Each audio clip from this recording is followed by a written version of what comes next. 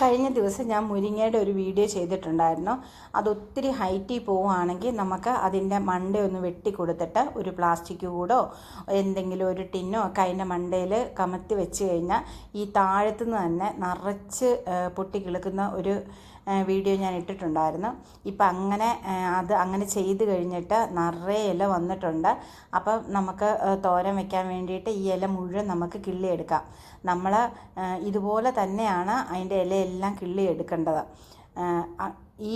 അങ്ങനെ വരുമ്പോൾ ആ വശത്തു നിന്നൊക്കെ നിറച്ച് പൊട്ടിക്കിളുക്കും. ഇപ്പം നമുക്കൊരു കറിക്കുള്ള ഇല കൂടുതലുണ്ട്.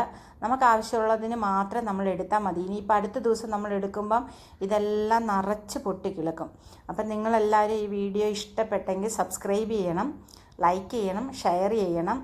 അപ്പം ഇതുപോലെയുള്ള ഞാൻ ചെയ്യുന്ന കുറച്ച് കാര്യങ്ങളുമായിട്ട് ഞാൻ വീണ്ടും വരുന്നതാണ്. ഇഷ്ടം പോലെ ഇനിയും ഒടിക്കാനുണ്ടില്ല, പക്ഷേ ഞാൻ ഇത്രേ എടുത്തിട്ടുള്ളൂ. Okay, thank you.